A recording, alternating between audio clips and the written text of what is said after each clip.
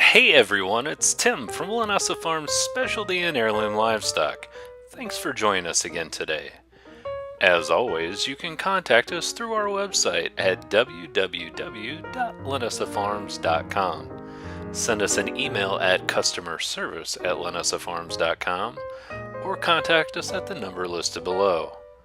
Today we're continuing our Small Farm Snapshot series talking about Livestock Guardian Dogs. We appreciate your feedback and we appreciate your comments. These videos are made specifically for you, so if you have a question, please feel free to contact us. And hey, don't forget to give those thumbs up, and we really appreciate your subscription. Without further delay, let's get started talking about Livestock Guardian Dogs. So we received an email from our friend Ryan in Valparaiso, Indiana, and Ryan wants to know, so what's the deal with Livestock Guardian Dogs? Why would I want to raise them? What goes into raising Livestock Guardian Dogs? So we're going to take some time to talk a little bit more about them. I'm actually really excited to talk about Livestock Guardian Dogs because this is something that I've been wanting to talk to people about for a while.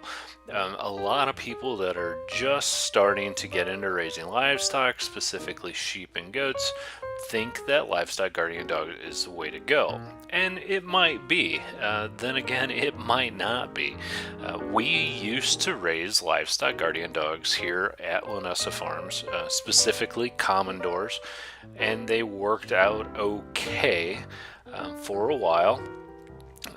They protected our sheep. We used them quite a bit. We had 2 of them, which was sufficient for the number of sheep that we have. And then, for no good reason whatsoever, they started eating our sheep, specifically our lambs. I went out one morning to check on the lambs, and there was my male Commodore, and he had killed 2 lambs. And he was in the process of shaking one to death when I went out there. And that was the end of our Livestock Guardian Dogs. Since then, we have replaced our Livestock Guardian Dogs. Don't worry, we didn't kill our dogs. We gave them to someone that is using them as a pet, and they're extremely happy with them, and the dogs are extremely happy as well. But to make a long story short, we replaced our Livestock Guardian Dogs with llamas and alpacas, which do an okay job of keeping predators away. And the good news is I haven't had a llama or an alpaca eat any of my sheep yet. The other thing is that feeding is a little bit easier with llamas and alpacas, and that's something that we'll kind of get into here in a little bit about the difficulties of raising Livestock Guardian Dogs. So with all that being said, and without further ado, let's get started talking about Livestock Guardian Dogs. So a brief history of the Livestock Guardian Dog.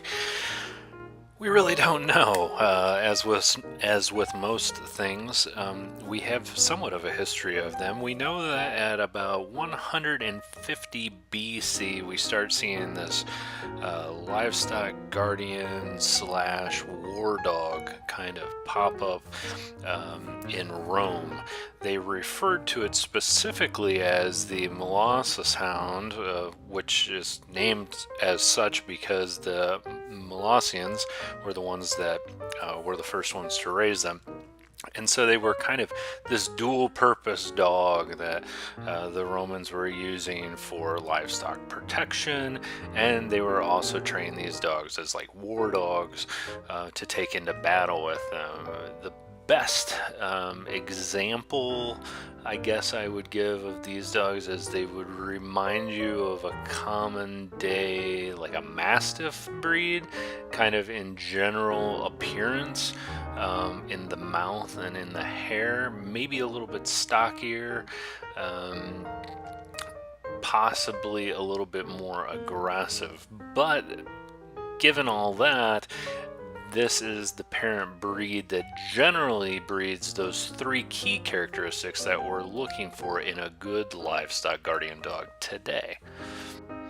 So, what are these three main traits that I'm talking about? Well, generally speaking, with livestock guardian dogs, we have three specific traits that help to determine what's the difference between, say, a livestock guardian dog or putting, any other dog out there with the livestock. And those three traits are trustworthiness, attentiveness, and protectiveness.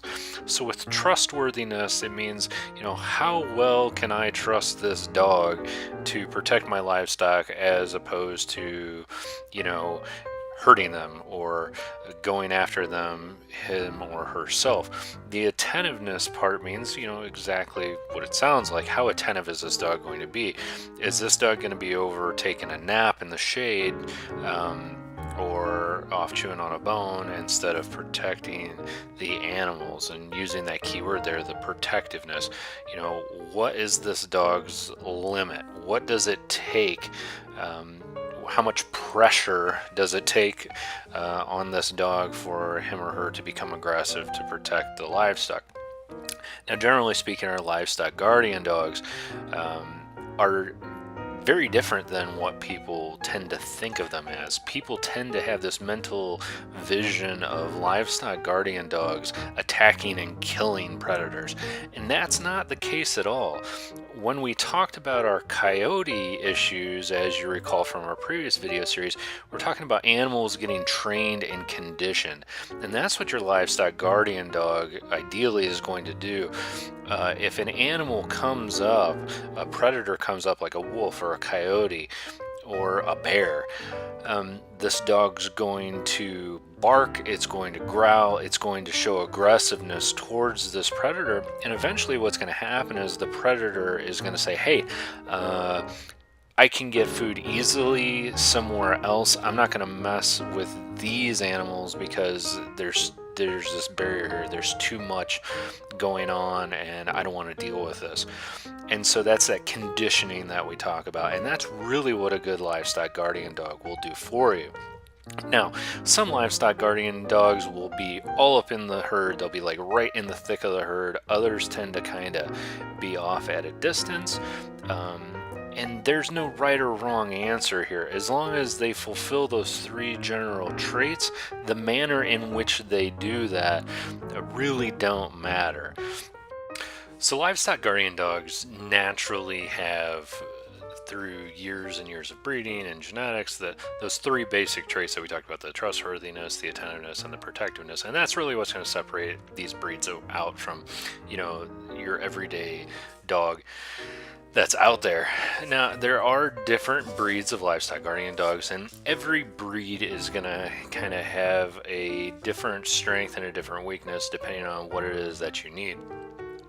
Here in the US, some of the most popular livestock guardian dogs that you're probably going to see the most, if I had to pick one that you're definitely going to see the most, it would be the Great Pyrenees. And then you start getting into others such as the Anatolian, the Commodore, the Maremma, the Puli, and a lot of these dogs have different strengths and different weaknesses, but overall they tend to be pretty good all-around livestock guardian dogs. Their names tend to come from the region that they're from. So for instance, the Maremma, that comes from central Italy, the Tuscany and Lazio areas, what they refer to as the Maremma region. Other dogs that they get their name from maybe landmarks where they're from, or their name translates into something from their home country. So animals like the Commodore, for example, they are going to be more aggressive. So if you've got maybe larger predators like bears, things like that, the Commodore may be the animal that you want to go with. But again, these strengths can also be their weakness. So for example, with the Commodore, they may be more aggressive, but then they may be more aggressive with the livestock as well. In the example of the Great Pyrenees tend to be less aggressive, but very, very much attentive. So in that case, if you have a heavy predator load, the Great Pyrenees may not be the animal that you want. But if you do have wandering animals, you have these sheep. In some cases, we get a few every once in a while that like to just go off and do their own thing. The Great Pyrenees may be a better one for you. So that's just kind of an example of the different breeds and things to think about when you're going to buy them. You know, you're going to want to research them, find out what the strengths are, find out what the weaknesses are, and find out how that works for you and your setup specifically. So we're about 10 minutes into our video, and I know what you're thinking. You're like, yeah, it's great, and you really haven't told me anything about how to raise these things or what goes into raising them. And to be honest with you, you know, I see lots and lots of videos, and it's all like this high-tech stuff and what you need to do and what you don't need to do, and it's not that difficult. The key thing with Livestock Guardian Dogs is you research them, see what strength and weakness is, you get them from a reputable breeder, and you put the dog in with the livestock when they are young. We refer to this as imprinting. This is the time when you are going to be imprinting this dog and meshing this dog with the livestock. Some people will put their dogs in right at weaning. Some start exposing them a little bit earlier, but the bottom line is if you raise these dogs with the livestock, they will naturally bond with them, they will become part of them, and they will naturally protect them. Generally, when you do this, you're not going to have to train them to not eat the chickens and not be aggressive with the animals. This is all going to occur naturally. If you have a puppy that has been around chickens since it was 8 weeks old, it's not going to eat your chickens. If you have a puppy that has never seen a chicken before and it's 6 months old and now you throw it out with chickens, guess what? You're in trouble.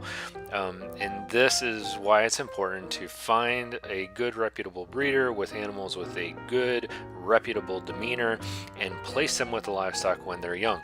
The second thing that I will tell you, and this is a huge misnomer, is that people say, oh, well, you don't want to handle them. You know, you just want to leave them out there with the animals and you don't want to handle them. Absolutely false. You should be handling your Livestock Guardian Dog every day. Your Livestock Guardian Dog should know basic commands such as sit and stay and down. This should not be some wild dog that you go in there every once in a while and it just considers you maybe a predator or a threat. These dogs need to be exposed to animals of all different kinds, and they need to be exposed to people of all different shapes and sizes as well, because if you don't expose the animal to people, what's going to happen is you're going to get little kids in there one day, or you're going to need to control your dog and the dog's going to be aggressive, or it's not going to want to listen to you.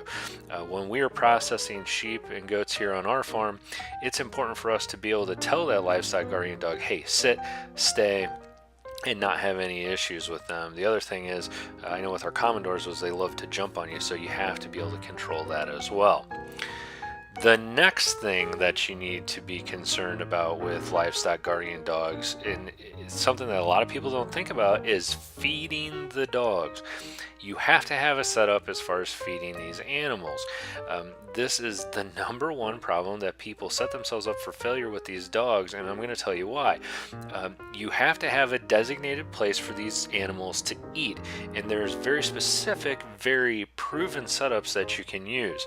You don't want your sheep and goats going after your dog food. It's going to make the dog aggressive towards the animals, and it's going to make the dog protective.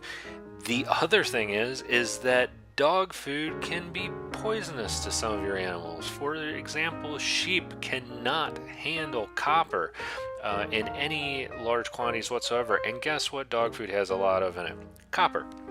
So I am going to tell you, you need to set up some kind of a creep system for your dogs to eat, and that has to be their designated spot that only they can get into.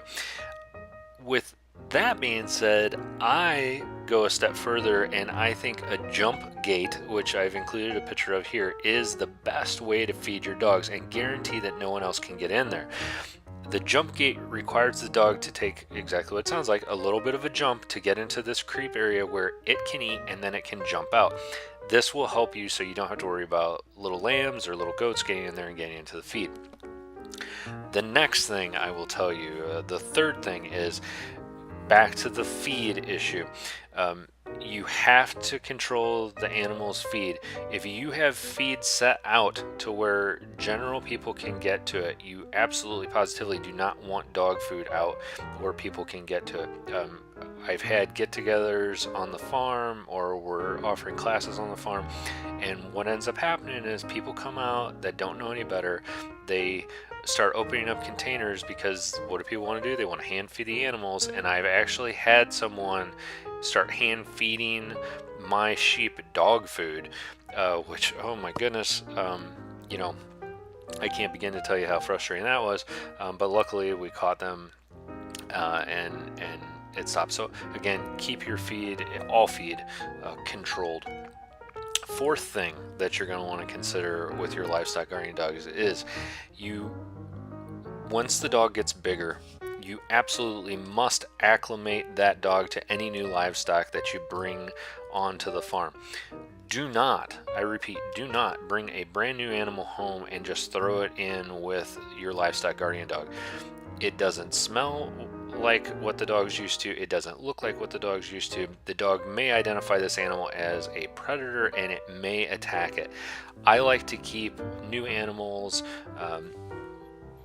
on an adjoining pasture with a common fence in order for the dogs to get acclimated to them before introducing them. With that being said as well, when your animals are lambing or kidding or birthing or whatever title belongs to you on your farm, I like to keep these animals separate from the livestock guardian dogs until they are large enough to walk and kind of fend for themselves. The reason being, in the rare cases, and it does happen, mom delivers a baby, it smells weird, it looks weird, and the livestock guardian dog identifies this as something that's not supposed to be there, and they can potentially kill it. Other than that, there is not a whole lot to livestock guardian dogs. Again, get them when they're young, go through the imprint stage, expose them, and you should be fine 99.9% of the time. The only other caveat that I can say about livestock guardian dogs is actually two things. One, once they become aggressive, they have to go. An aggressive livestock guardian dog that's hurting your animals, especially if they kill the animals, it has to go. There are no second chances. Once they break this boundary, it's extremely difficult to fix it and to correct it. And the cost of losing livestock isn't fair to you, it isn't fair to the dog, it isn't fair to the livestock. The second thing is, for those of you out there such as myself that run border collies to herd your animals, you may want to consider some other form of livestock protection like we do here with the llamas and the alpacas, or whatever else works for you, because it's very difficult to have a livestock guardian dog and then to introduce a herding dog that's going to be in there trying to work your livestock. 99% of the time, that livestock guardian dog is going to see that herding dog as a predator just in the way that they behave and what it is that they're doing, and you're going to get fighting and confusion, and it is absolutely not worth it. So I hope this answers a lot of your general questions. We are big fans of livestock guardian dogs. If it works for you, do your research, ask the tough questions, get the answers that you need before you bring a dog home, and everything will be fine for you. Well, I sincerely hope you've enjoyed watching this video today as much as I've enjoyed making it for you. Don't forget to follow us on Instagram at Linessa_Farms. If you have any questions, make sure you contact us. Again, these videos are made just for you. Thanks for watching, and we look forward to seeing you next time.